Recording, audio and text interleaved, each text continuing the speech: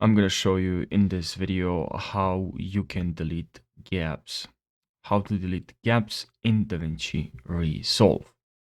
Alright, so what you have to do is first, I'm going to add a few videos here in the timeline. And this is what I'm going to do.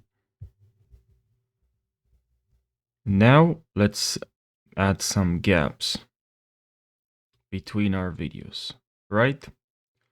Then I'm going to show you how you can remove those gaps. So here we have these gaps. If you want to remove the gaps between your videos, text, whatever, what you have to do, Control A, or just select which videos or which parts or what gaps you want to remove. And then you have to head over here. I'm going to remove all the gaps here. Then I'm going to head over to edit here, edit, file, edit, trim, edit.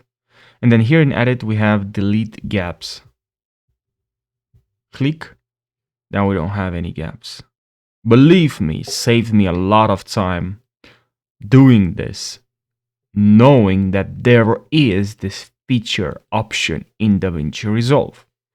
So that's why I created this tutorial, because I know there's a lot of people out there that are doing this manually, are removing the gaps manually, which is very annoying. Takes you a lot of time.